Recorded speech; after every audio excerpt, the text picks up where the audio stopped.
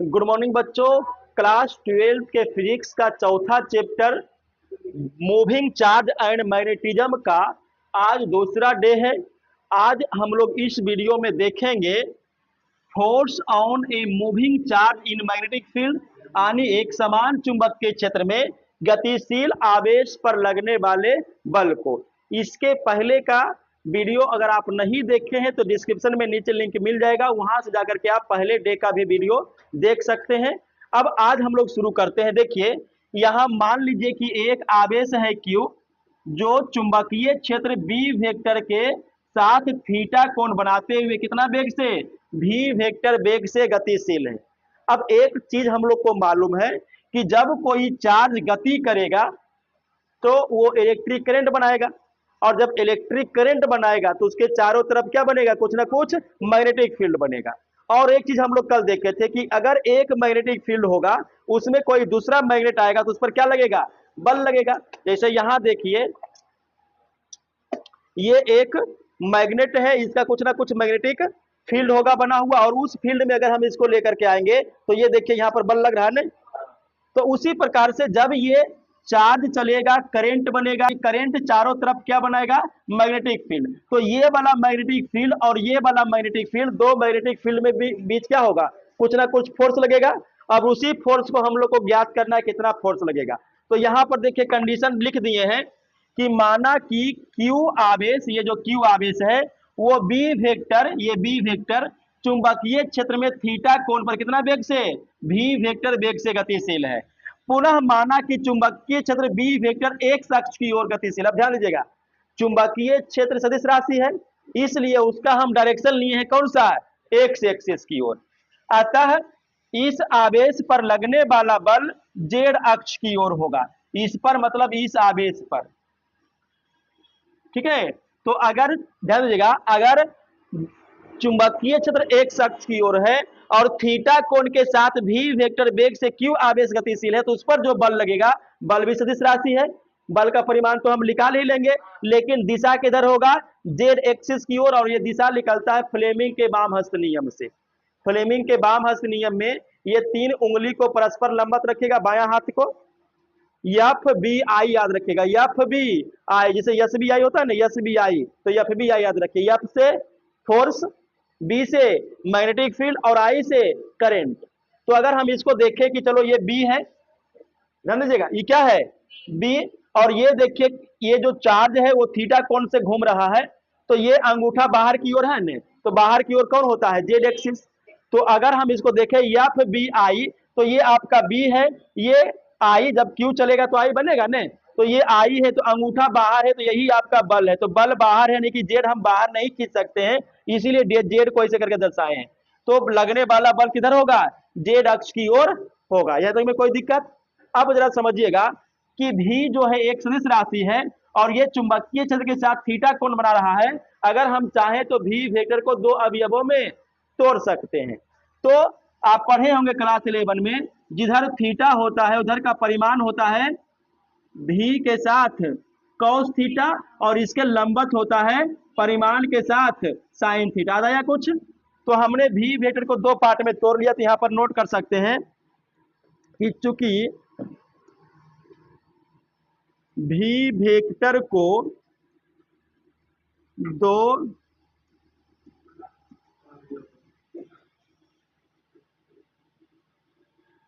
अवयवों में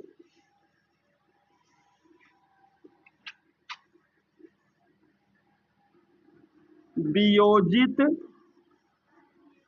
करने पर, तो अगर हम भी वेक्टर को दो अवयव में वियोजित करते हैं तो हमको मिलता है एक भी कॉस थीटा।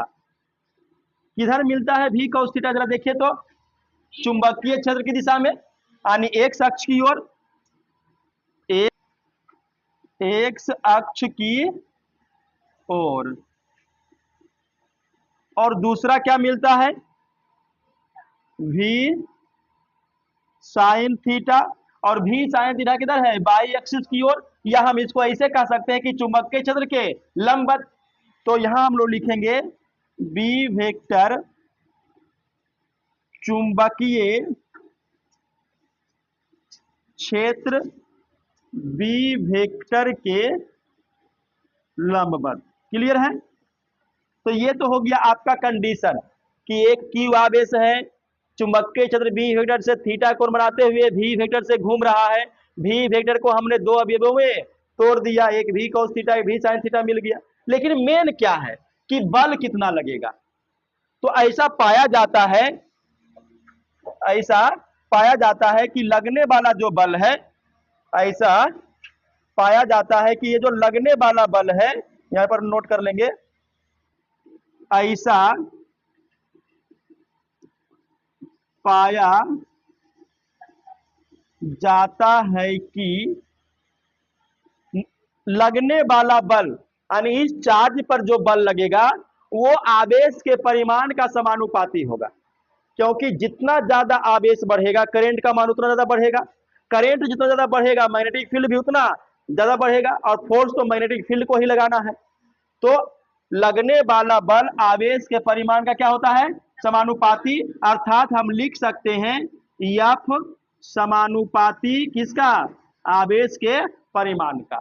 एक दूसरा, अब जरा सोचिए कि अगर ये चार्ज गति नहीं करे तो क्या इस पर फोर्स लगेगा, नहीं लगेगा। क्यों नहीं लगेगा, आप जरा समझिए। यहां एक मैग्नेट रखा हुआ है, इस पर फोर्स कब लगेगा, जब कोई दूसरा मैग्नेट आएगा। अगर ये अकेला है तो इस पर कोई फोर्स नहीं लगेगा, खास करके मैग्नेटिक फोर्स नहीं लगेगा। ऐसे तो हम छोड़ देंगे तो गुरुत्वाकर्षण फोर्स लग जाएगा, लेकिन अभी मैग्नेटिक फोर्स नहीं लगेगा। तो उसी प्रकार से यहां एक मैग्नेटिक फील्ड है, लेकिन ये चलेगा नहीं तो करंट बनेगा नहीं, करंट नहीं बनेगा तो चुंबकीय क्षेत्र बनेगा नहीं, और अगर चुंबकीय क्षेत्र नहीं बनेगा तो बल लगेगा कैसे। तो इसको चलना भी जरूरी है, किसके लिए, बल लगने के लिए। तो दूसरा है कि लगने वाला जो बल है यानी कि एफ, वो चुंबकीय क्षेत्र के लंबवत दिशा का ये जो घटक है उसी का समानुपाती होगा। तो लगने वाला बल समानुपाती होगा किसका, भी साइन थीटा का। लंबवत, देखो चुंबकीय क्षेत्र के लंबवत कौन है, भी साइन थीटा है ना, तो उसी के बराबर होगा, समानुपाती होगा। अब जरा समझिए कि अगर हम ये दोनों बल को एक साथ जोड़ करके बोले, क्या हम एक साथ जोड़ करके बोले, हम ये बोल दें कि लगने वाला बल आवेश के परिमाण का समानुपाती होता है और लंबवत घटक के समानुपाती होता है, तो यही लिखाएगा ने।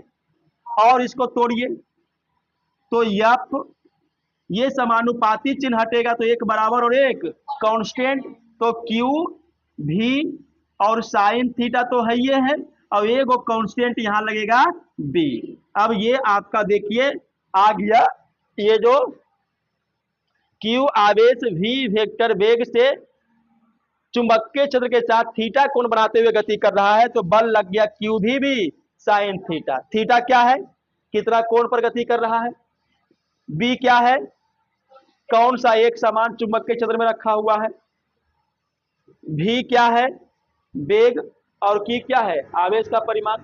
तो एफ इक्वल टू क्यू भी साइन थीटा रखेगा, एफ इक्वल टू क्यू भी साइन थीटा रहेगा ने, एफ इक्वल टू क्यू भी साइन थीटा। बहुत इंपॉर्टेंट टॉपिक है, ऑब्जेक्टिव, न्यूमेरिकल और ये सब्जेक्टिव तीनों टॉपिक यहां से निकलता है, क्लियर होगा, समझिएगा। एफ इक्वल टू क्यू भी साइन थीटा, जहां बी क्या है, कांस्टेंट। देखिए हम लोग का टॉपिक ही है एक समान चुंबकीय क्षेत्र, चुंबकीय क्षेत्र को कुछ करना नहीं है, तो एक समान चुंबकीय क्षेत्र है, इसका मतलब है कि यहां पर बी क्या है, एक कांस्टेंट है, और यही चुंबकीय क्षेत्र है, जहां बी नियतांक है, यानी चुंबकीय क्षेत्र कैसा है, एक समान है, कांस्टेंट है। अब जरा समझिएगा, एफ तो सदिश राशि है, बोलो हाँ कि नहीं, भी सदिश राशि है और बी भी सदिश राशि है, तो हम इस इक्वेशन को वेक्टर के फॉर्म में भी लिख सकते हैं।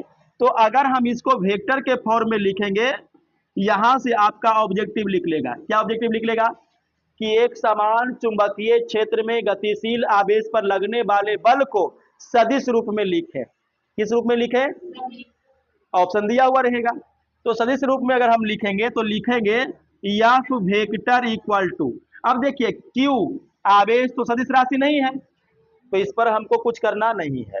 अब जरा देखिए, आप पढ़े होंगे A vector cross B vector equal to A B sine theta, और इसमें दिशा के लिए एन कैप लगता है, लेकिन हमको केवल मोड लेना, यानी परिमाण लेना है। तो अब यहां मिलाइए, देखिए ए बी साइन थीटा रहा क्या, तो हम इसको लिख सकते हैं ना, ए वेक्टर क्रॉस बी वेक्टर, बोलो। तो ये आ गया सदिश के रूप में, Q into V vector cross B vector. आ गया, ये चीजें कहां से आया, तो हम लोग जो पीछे पढ़े हैं ए बी साइन थीटा, तो इसको मान लीजिए कि ए है, ई बी है, और साइन थीटा तो नहीं हो जाएगा ए बी साइन थीटा, तो वहीं से ही आ गया है। क्लियर। अब इसमें 3 स्पेशल केस भी आएगा। क्या गो स्पेशल केस, पहला स्पेशल केस आप देखिएगा, पहला special case, if theta equal to 0 degree, यानी ये जो आवेश गति कर रहा है, अभी देखिए ई चुंबकीय क्षेत्र है, बोलो, और ई थीटा कोण बनाते हुए घूम रहा है। अब बोलना है कि ई थीटा 0 कब होगा, जब आवेश इधरे चला जाए, हरा लाइन में जो है गति का वो इधरे चला जाए, और चुंबकीय क्षेत्र भी इधरे, तो 0 कोण बनेगा कि नहीं, तो 0 कोण बन जाएगा। यहां पे भी cos थीटा, तो 0 कोण कब बनेगा, जब आवेश चुंबकीय क्षेत्र की ही दिशा में गतिशील हो, जिधर मैग्नेटिक फील्ड है आवेश भी उधरे जाएगा, तो कितना कोण बनेगा, 0 बनेगा। उस स्थिति में इस पर कितना बल लगेगा, तो F इक्वल टू हो जाएगा, यहां से देखिएगा Q भी बी साइन, अब एंगल कितना है 0 डिग्री। अब बोलिए साइन 0 का मान, साइन 0 का मान 0, तो 0 गुना कुछ भी कीजिए तो, यानी अगर आवेश चुंबकीय क्षेत्र के दिशा में, चुंबकीय क्षेत्र के समानांतर गति करेगा, तब उस पर कोई भी बल नहीं लगेगा। दूसरा केस देखिएगा, if theta equal to 90 degree, यानी अगर ये जो आवेश है वो चुंबकीय क्षेत्र के साथ 90 डिग्री पर घूमे, 90 मतलब समझ रहा है, अगर ये ध्यान दीजिएगा ये मैग्नेटिक फील्ड है, तो आवेश इस रूप में घूमे, इस रूप में मतलब क्या, देखिए जैसे जैसे ये घूमेगा, देखो जैसे जैसे ये घूमेगा तो हमेशा 90 ही रहेगा ना, देखो ये अगर घूम रहा है तो ये देखो 90 है, कहीं पर भी घूमेगा तो 90 ही रहेगा नहीं। तो अगर ऐसे घूमे आवेश, ठीक है, तो अगर चुंबकीय क्षेत्र के लंबवत घूमेगा तब एंगल कितना बन जाएगा 90 डिग्री, और अगर 90 बनेगा तो कितना बल लगेगा, तो देख लेते हैं, एफ क्यू भी बी साइन थीटा का मान, थीटा का मान 90 डिग्री। अब देखिए एफ इक्वल टू क्यू भी बी और साइन 90 एक, अब एक में गुना करेंगे तो क्यू भी आएगा ने। तो आप ये भी याद रख सकते हैं कि अगर चुंबकीय क्षेत्र के लंबवत आवेश गतिशील होगा तब उस पर कितना बल लगेगा, क्यू भी बी, क्यू भी बी। तो ये भी ऑब्जेक्टिव में पूछता है क्यू भी बी, साइन थीटा नहीं है मतलब वो लंबवत घूम रहा है इसलिए एक हुआ है। एक तीसरा कंडीशन जो आपको बता रहे थे यहां पे कि अगर चार्ज गति नहीं करे, चार्ज गति नहीं करे तो बल क्या हो जाएगा 0, उस समय बताए थे ने, इसको आप देख सकते हैं, बल लगा क्यू भी बी साइन थीटा लगा ने। अब देखिए एफ क्यू भी रुका हुआ है तो 0 बी साइन थीटा, आप 0 से गुना करेंगे तो क्या मिलेगा छोटू, तो अगर ये आवेश चुंबकीय क्षेत्र में रुका हुआ रहेगा तो बल 0 लगेगा, चुंबकीय क्षेत्र की दिशा में गति करेगा तो भी बल 0 लगेगा, यानी कुछ ना कुछ कोण बनाते हुए गति करे तभी बल लगेगा। अब चाहे 30 पर करे, 45 पर करे, 60 पर करे, जब क्योंकि साइन में जैसे जैसे आगे बढ़िएगा कोण में उसे मान भी बढ़ता जाएगा तो कुछ ना कुछ तो बल लगेगा। 90 पर जाएगा तो मैक्सिमम हो जाएगा, 90 पर क्या हो जाएगा मैक्सिमम हो जाएगा। क्लियर, नोट कीजिए इसको। तो आज का टॉपिक एक समान चुंबकीय क्षेत्र में गतिशील आवेश पर लगने वाले बल ये समाप्त होगी। आपको ये वीडियो कैसा लगा हमें कमेंट करके जरूर बताएं, और अगर आपको ये वीडियो पसंद आया हो तो इसे अधिक से अधिक शेयर करें। और कल का नेक्स्ट डे हम लोग देखेंगे बल, क्लास 12 के फिजिक्स का बहुत ही इंपॉर्टेंट टॉपिक है लॉरेंज बल, इसको हम लोग कल देखेंगे, इसीलिए आप लोग उस वीडियो को देखना ना